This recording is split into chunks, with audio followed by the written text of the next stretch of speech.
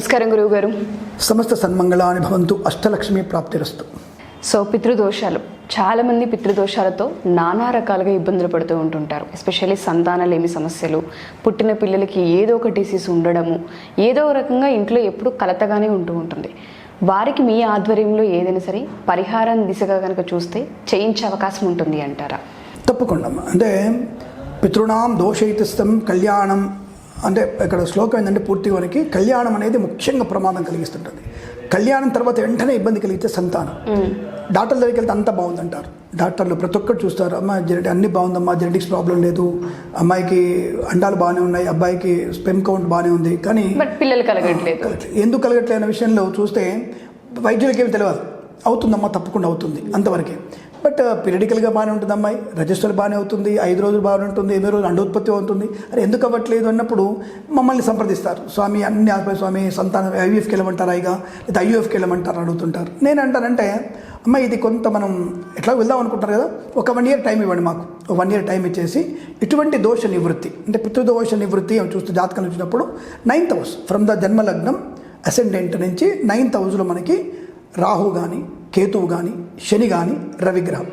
చాలామంది దీన్ని రాహు ఉంటేనే దోషం అంటారు. లేదు, 4 గ్రహాలు ఉంటే దోషం, 4 గ్రహాలు ఏదున్న దోషమే. ఇక్కడ వీటి మీద కొంతవరకు శుభగ్రహ దృష్టి ఉంటే, అంటే గురుడు శుక్రగ్రహాల దృష్టి ఉంటే ఈ దోషం తగ్గుతుంది. దోషం తగ్గుతుంది కానీ దోషం ఉంటుందిగా.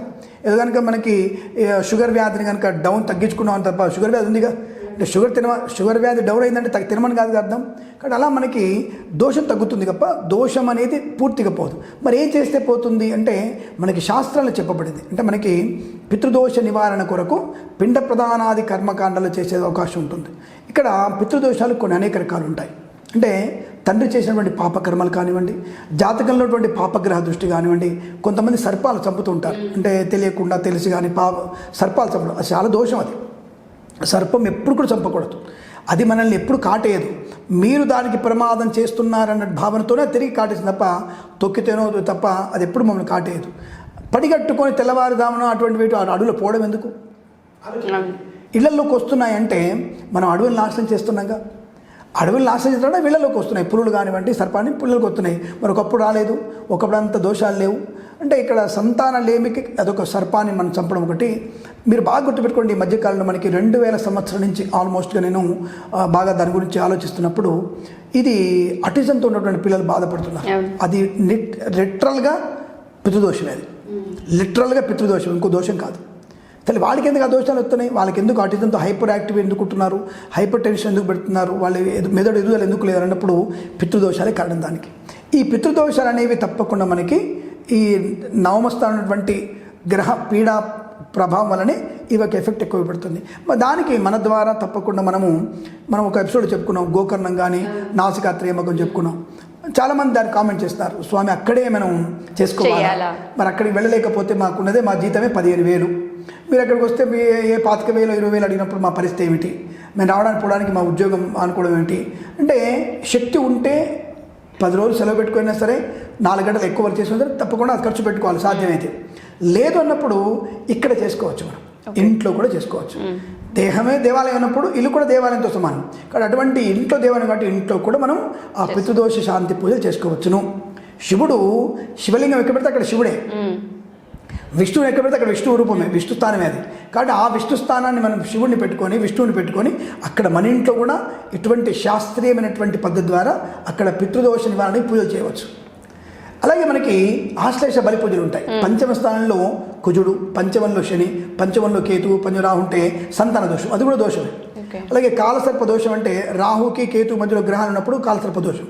ఈ 3 దోషాలకి పోవడానికి పితృదోష పూజలు చేయొచ్చు. అలాగే ఆశ్లేష బలి పూజలు ఉంటాయి. అంటే ఆశ్లేష బలి అంటే ఒక సర్పాకారాన్ని మనం వేసి ఆ సర్పం పైన పిండాలు పెడతారు, అంటే బలి అంటారు దాన్ని. అంటే పిండం అంటే గుండ్రటి వస్తువు. ఈ ఆశ్లేష బలికి చుట్టూ ఉన్నటువంటి వాటిల్లో ఒక్కొక్క చోట ఒక్కొక్క మనము ఒక అన్నం ముద్దలు పెట్టాలి. ఇది ప్రతి మంత్రోక్తంగా ఉంటుంది.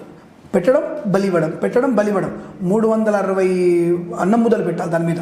అన్నం ముద్దలు కానీ లేదంటే గోధుమ పిండి ముద్దలు కానీ బియ్య పిండి ముద్దలు కానీ పెట్టేది అది ఆశ్లేష బలి పూజ. అది సంతానకి ఈ ఆటిజానికి కూడా దోషాన్ని కలిగిస్తుంది, ఆ పూజ చేసుకోవచ్చు. అది ఇంట్లో కూడా చేసుకోవచ్చు, అది మన ఇంట్లో కూడా స్థానం ఉంటే తప్పకుండా చేసుకోవచ్చు.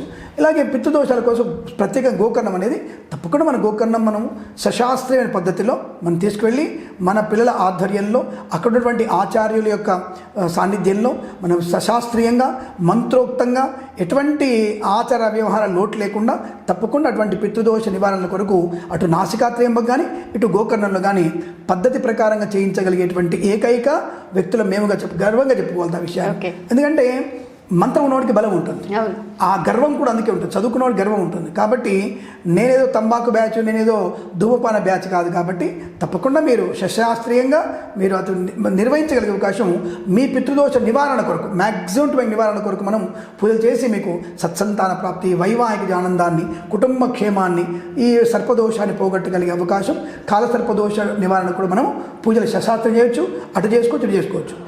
అసలు శక్తి లేదు ఎవరికైనా.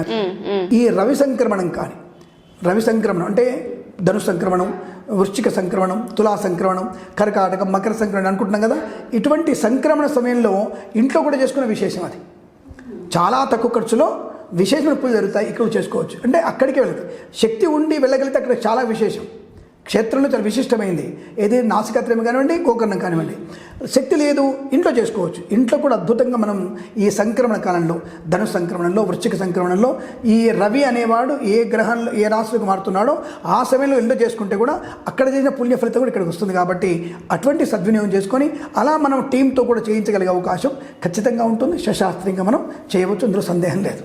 సో తప్పకుండా సార్, అంటే ఎలా సంప్రదించాలి అంటారు మిమ్మల్ని? మనకి మీరు కింద మనం స్క్రోల్ అవుతున్న నెంబర్కి వాళ్ళు కాల్ చేస్తే ఆ నెంబర్లో మన యొక్క ఆఫీస్ వాళ్ళు కానివ్వండి, నా టీం ఉంటుంది, వాళ్ళు సంప్రదిస్తే తప్పకుండా వాడిని ముందుగా రిజర్వ్ చేసుకోవాలి. అంటే ఆల్మోస్ట్ 1 month ముందే రిజర్వ్ చేసుకునే ప్రయత్నం చేయాలి. కనీసం 15 days ముందు రిజర్వ్ చేసుకుంటేనే మేము దానికి సరైనటువంటి పద్ధతిలో వెళ్ళగలుగుతాం. కాబట్టి కింద స్క్రోల్ అవుతున్న నెంబర్కి మీరు కనుక సంప్రదిస్తే తప్పకుండా మీకు అటువంటి విషయాల గురించి చెప్పగలిగే అవకాశం ఉంటుంది. తప్పకుండా గురువుగారు. థ్యాంక్ యూ గురువుగారు. అఖండ ఐశ్వర్యం ఇస్తామా. నమో నమః.